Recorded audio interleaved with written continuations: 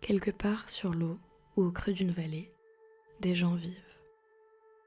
Sans chercher à avoir raison ou à convaincre qui que ce soit, des gens existent simplement.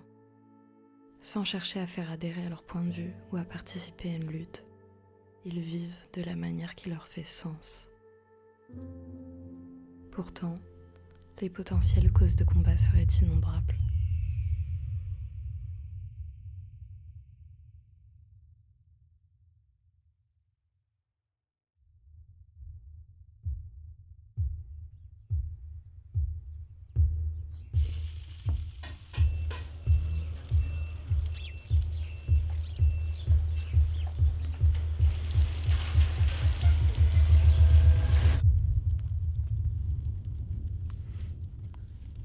You've seen the last goat was brushing the hairs on the defense.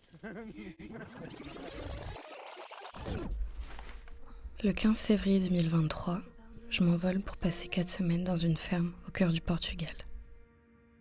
Après 2h30 de vol, 4 heures d'attente à Porto et 3 heures de bus, j'arrive à Pedrógão Grande. Je suis récupérée au village par le fermier en personne dans sa Renault R5. Et à ce moment-là, j'étais loin de me douter de la pépite sur laquelle j'étais tombée et de ce que ce voyage allait m'apporter.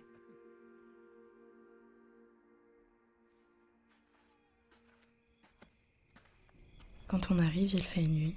Alors c'est d'abord par les odeurs et les bruits que je découvre l'environnement.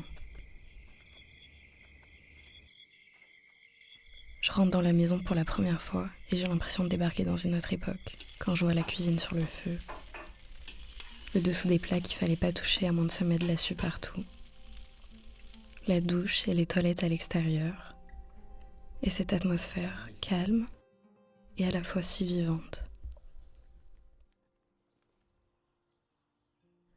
Le lendemain, première heure, je découvre l'organisation de la ferme.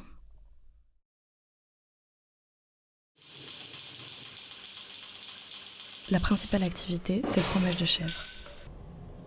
Ils ont un troupeau d'environ une centaine. Mais il y a d'autres membres, les cochons, les canards, les poules, les lapins, Peruška, les chats, et bien sûr, leur fermier, Manfred, qui travaille avec son fils. Cette organisation, ça forme un cycle, un équilibre.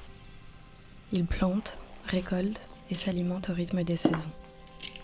Le reste des légumes qui n'ont pas été consommés est utilisé pour nourrir les animaux. Le petit lait également, reste du lait qui n'est pas utilisé pour la fabrication du fromage.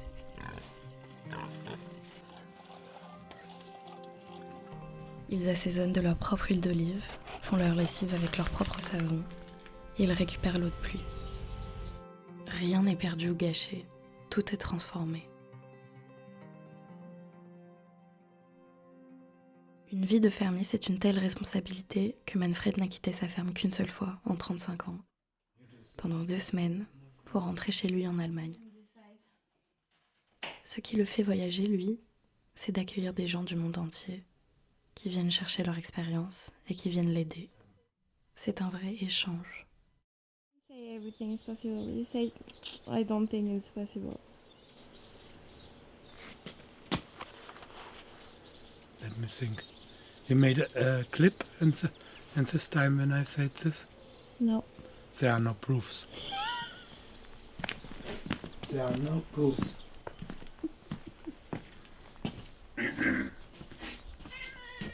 Yeah, exactly.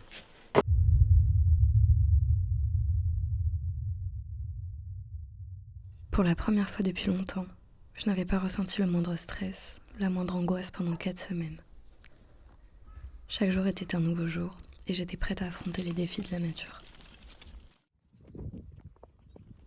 Le retour à la ville n'a pas été facile. Tout me semblait gris, creux, faux, dénué de sens. J'avais l'impression que tout le monde cherchait à s'occuper avec des préoccupations auto-créées pour fuir l'ordre, pour fuir la puissance silencieuse de la vie.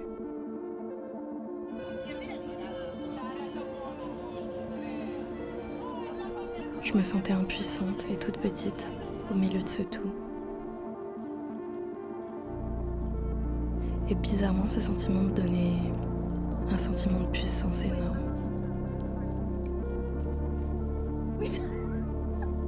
Cette expérience m'a fait me questionner sur la loi de la nature.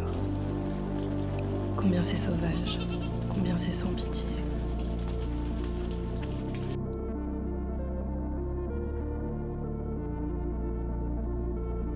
Pourquoi quand on note la vie d'un humain, on le vit comme un drame, mais chez un animal, c'est normalisé. Peut-être que tout ça, c'est moins grave que ce qu'on croit. Mais pourquoi j'ai vu plus de respect chez ces fermiers qui tranchaient la gorge de leurs bêtes que dans notre système de consommation ?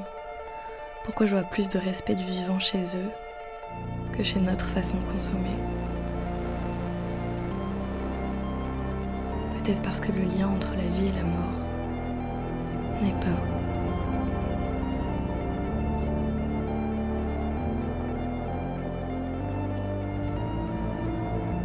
Vous est-il déjà arrivé de vous demander en passant devant ces rayons quelle a été la vie de cet animal que je vais ingérer ? Peut-être que respecter, c'est juste prendre conscience.